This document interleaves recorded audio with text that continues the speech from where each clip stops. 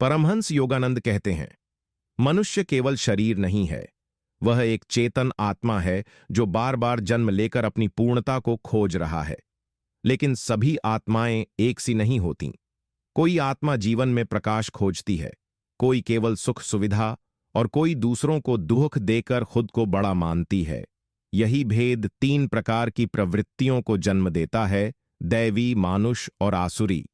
योगानंद जी कहते हैं कि प्रत्येक व्यक्ति में ये तीनों प्रवृत्तियां होती हैं, लेकिन उसकी चेतना जिन गुणों को बार बार चुनती है वही उसकी आत्मा का मुख्य गुण बन जाता है। यही गुण तय करता है कि आपका जीवन किस दिशा में जाएगा, ऊपर ईश्वर की ओर या नीचे अंधकार की ओर। जीवन की सफलता केवल पैसे, प्रसिद्धि या रिश्तों में नहीं है। असली सफलता है यह जानना कि मैं कौन हूं। क्या मैं उस आत्मा का अंश हूं जो प्रेम और करुणा से भरी है, या उस मन की छाया हूं जो दूसरों को नीचा दिखाकर खुद को ऊंचा समझती है। योगानंद कहते हैं, जब तक तुम अपने भीतर के गुण को नहीं पहचानते तब तक जीवन केवल भ्रम है। इसलिए यह प्रश्न कोई साधारण प्रश्न नहीं, यह जीवन की सबसे गहरी खोज है। क्या मैं देव हूं, मनुष्य हूं या राक्षस? जब किसी के भीतर दैवी गुण प्रबल होते हैं तो वह व्यक्ति बिना बोले भी शांति फैलाता है। उसके पास कोई दिखावा नहीं होता, कोई छल नहीं होता। वह सरल होता है लेकिन कमजोर नहीं, वह करुणामय होता है लेकिन मूर्ख नहीं। ऐसे व्यक्ति के भीतर से प्रकाश झलकता है, उसकी दृष्टि में वात्सल्य होता है और उसके स्पर्श में शक्ति। दैवी गुणों वाला मनुष्य न किसी को छोटा मानता है, न किसी के आगे खुद को बड़ा साबित करता है। उसका अस्तित्व ही विनम्रता का प्रतीक होता है। वह भले ही माया के संसार में रह रहा हो, लेकिन उसकी आत्मा लगातार परमात्मा की ओर खिंच रही होती है। वह गुस्सा करता है लेकिन तुरंत पछताता है। वह गलती करता है लेकिन उसे छुपाता नहीं, सुधारता है। दैवी गुणों का सबसे बड़ा संकेत यह होता है कि व्यक्ति स्वयं की सीमाओं से ऊपर उठने का प्रयास करता है। वह केवल जीवन नहीं जीता, वह हर दिन खुद को थोड़ा और शुद्ध, थोड़ा और शांत और थोड़ा और करुणामय बनाने की साधना करता है। उसके जीवन का केंद्र स्वयं नहीं होता, वह दूसरों की पीड़ा में अपने जीवन का उद्देश्य खोज लेता है। मनुष्य की आत्मा एक ऐसी स्थिति में होती है जहां वह न पूरी तरह अंधकार में है, न पूरी तरह प्रकाश में। वह जानता है कि क्या सही है, पर अक्सर उस पर चल नहीं पाता। उसके भीतर इच्छाएं हैं, लालसाएं हैं, असुरक्षा है और कहीं गहराई में एक प्यास भी, किसी बड़ी सच्चाई को जानने की। ऐसे लोग संसार की भाग दौड़ में लगे रहते हैं, खुद को साबित करने में, दूसरों से आगे निकलने में। लेकिन रात की खामोशी में जब अकेले होते हैं तो भीतर से आवाज आती है, क्या यही सब कुछ है? मानुष गुणों वाला व्यक्ति वह है जो भीतर से बेचैन है, लेकिन अभी तक चेतना के उस स्तर पर नहीं पहुंचा जहां निर्णय स्पष्ट हों। वह कभी कभी देवता जैसा व्यवहार करता है तो कभी कभी राक्षसी क्रोध में भी बह जाता है। यह अवस्था सबसे नाजुक होती है, क्योंकि यहीं से आत्मा या तो ऊपर उठती है या नीचे गिर जाती है। यह वह चरण है जहां यदि चेतना जाग जाए तो आदमी आर्षि बन सकता है, और अगर अहंकार जाग जाए तो वह दूसरों को रौंदते हुए राक्षस बन सकता है। राक्षसी प्रवृत्ति का अर्थ किसी दैत्य जैसे दिखने वाले प्राणी से नहीं है। राक्षस वह होता है जो अपने लिए तो हर चीज चाहता है, लेकिन किसी और की पीड़ा उसे छूती नहीं। उसके लिए सत्ता ही सत्य है और दूसरों का अपमान उसकी ऊर्जा का स्रोत। राक्षसी स्वभाव वाला व्यक्ति केवल 2 ही चीजें जानता है, अपना स्वार्थ और अपनी जीत। वह अपने लक्ष्य के लिए दूसरों की भावनाओं, संबंधों और भरोसे को कुचलने में संकोच नहीं करता। उसके भीतर कोई आत्मिक स्पर्श नहीं बचता, केवल क्रोध, ईर्ष्या, प्रतिस्पर्धा और छल शेष रह जाता है। वह दूसरों को दुखी देखकर खुश होता है और अपनी गलती स्वीकार करने के बजाय दूसरों को दोषी ठहराता है।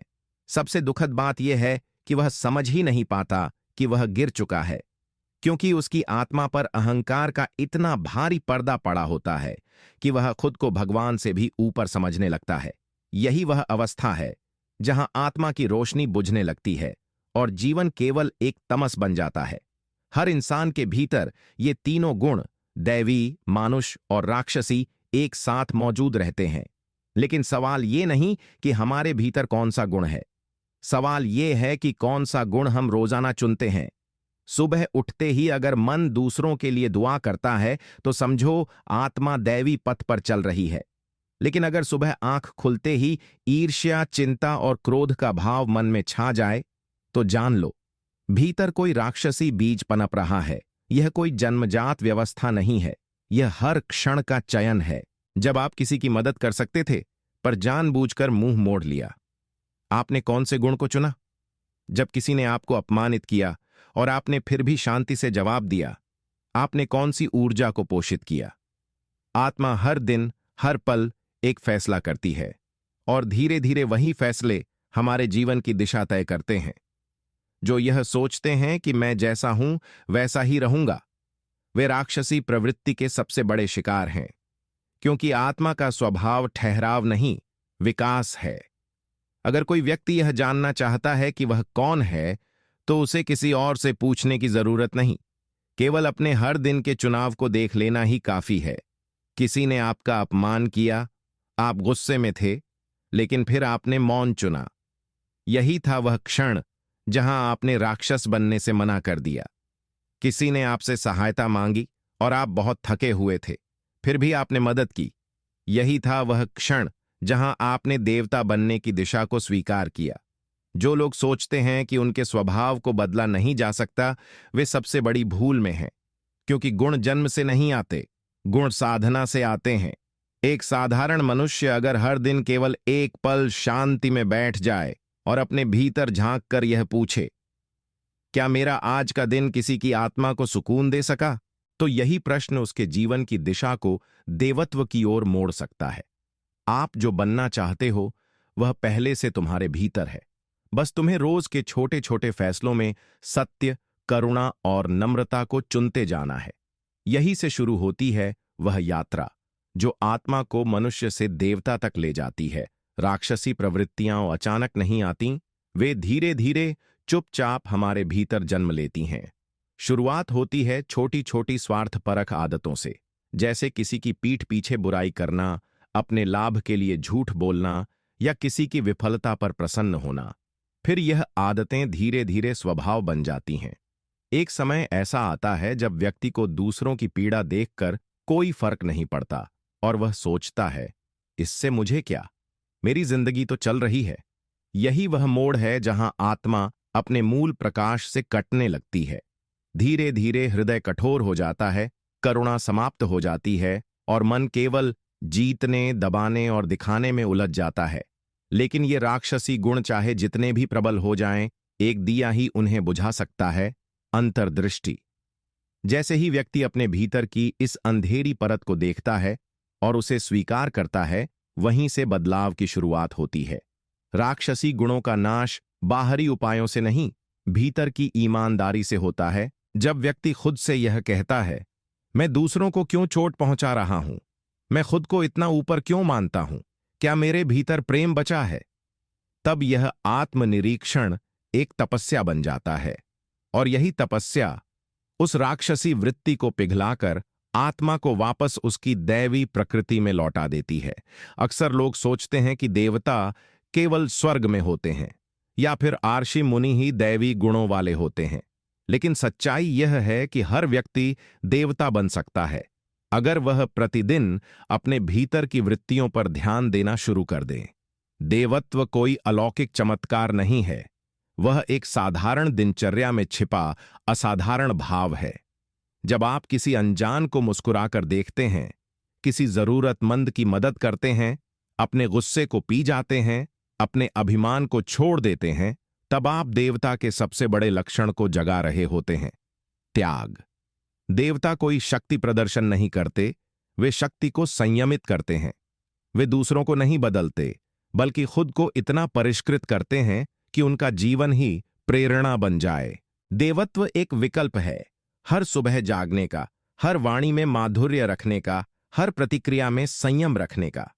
अगर आप चाहते हो कि आपकी आत्मा देवता की तरह प्रकाशमान हो, तो आज ही से निर्णय लो कि हर परिस्थिति में अपनी चेतना को ऊंचा उठाओ। यही है असली साधना। हर आत्मा एक यात्रा पर है और उस यात्रा में उसका मार्ग तय होता है उसी गुण से जो वह बार बार चुनती है। दैवी गुण आत्मा को ऊपर ले जाते हैं, वह उसे शांति, प्रेम और अंततः मोक्ष की ओर खींचते हैं। ऐसे लोग जीवन की हर घटना में एक सीख ढूंढते हैं और दूसरों की सेवा में आनंद महसूस करते हैं। उनका केंद्र स्वयं नहीं होता, वह अपने अस्तित्व को एक माध्यम मानते हैं ईश्वर की योजना को पूरा करने के लिए।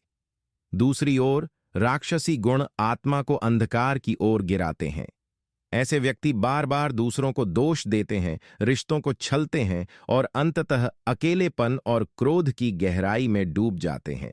और इन दोनों के बीच आता है मनुष्य का गुण, जो हर दिन इस द्वंद्व में खड़ा होता है। मैं किस ओर जाऊं? यही मनुष्य जीवन की विशेषता है कि इसमें चुनाव की स्वतंत्रता है। यदि आप हर दिन सजग रहें और अपने भीतर के हर छोटे निर्णय में करुणा, धैर्य और नम्रता को चुनें, तो यही चुनाव आपको धीरे धीरे देवत्व की ओर ले जाएगा। लेकिन अगर आप हर दिन अपनी वासना, लालच और अभिमान को पोषित करते रहें, तो यही चुनाव आपको पतन के मार्ग पर ले जाएगा। जीवन एक युद्ध है, लेकिन यह युद्ध बाहर नहीं, भीतर लड़ा जाता है और इसी युद्ध का परिणाम तय करता है कि आपकी आत्मा आगे कहां जाएगी, प्रकाश की ओर या अंधकार में और डूबती जाएगी। हर धर्म, हर साधना, हर ग्रंथ एक ही बात की ओर इशारा करता है, आत्मा को जानो। लेकिन आत्मा को जानना तब तक संभव नहीं जब तक आप यह न जान लें कि आप किन गुणों से बने हैं। आप जब आईने में खुद को देखते हो तो क्या देख पाते हो कि आपका हृदय किस दिशा में प्रवृत्त है? क्या आप सच में दूसरों की भलाई चाहते हैं? क्या आप सच में अपने स्वभाव को सुधारना चाहते हैं या बस जीवन को जैसे तैसे काट रहे हैं? यह प्रश्न जितना साधारण दिखता है उतना ही क्रांतिकारी है, क्योंकि जिसने अपने भीतर यह खोज शुरू कर दी कि मैं कौन हूं, देव, मनुष्य या राक्षस, वह व्यक्ति अब जाग गया है। और जो आत्मा जाग जाती है उसे अब कोई रोक नहीं सकता, न अंधकार, न कर्म, न भय। जैसे ही आपने अपने भीतर यह ईमानदारी शुरू की कि हां, मुझ में राक्षसी भाव हैं, पर मैं बदलना चाहता हूं, उसी पल आप देवत्व की ओर पहला कदम बढ़ा चुके होते हो। आत्मा की सफलता इसी में है कि वह अपने अंदर के अंधकार को पहचान कर प्रकाश की ओर चल पड़े। यही जीवन का उद्देश्य है और यही वह ज्ञान है जो सच में जान लिया जाए तो जीवन सफल हो जाता है। जब कोई आत्मा यह स्वीकार कर लेती है कि उसमें राक्षसी, मानुष और दैवी तीनों ही भावनाएं हैं और वह उनके बीच हर दिन चुनाव करती है, तो वही स्वीकारोक्ति उसकी मुक्ति की पहली सीढ़ी बन जाती है। दुनिया आपको चाहे जो भी कहे, सफल, असफल, अच्छा, बुरा, लेकिन जब तक आप खुद से यह नहीं पूछते कि मेरी आत्मा किस दिशा में जा रही है, तब तक आप जीवन की दौड़ में केवल भाग रहे हैं, समझ नहीं रहे। एक व्यक्ति बाहर से कितना भी धार्मिक लगे, अगर उसके भीतर करुणा नहीं तो वह राक्षसी है। कोई कितना भी असफल क्यों न दिखे, अगर वह रोज आत्मा की ओर एक कदम बढ़ाता है तो वह देवत्व की ओर बढ़ रहा है। आत्मा की सच्चाई बाहर से नहीं दिखती, वह भीतर की खामोशी और सजगता से पहचानी जाती है। जब आप रोज रात सोने से पहले खुद से सवाल करो, क्या आज मैंने किसी आत्मा को दुख पहुंचाया? और अगर हां, तो क्या आपने उस गलती के लिए हृदय से क्षमा मांगी? यही आत्मनिरीक्षण, यही भीतर की विनम्रता ही है जो राक्षसी से दैवी में परिवर्तन लाती है।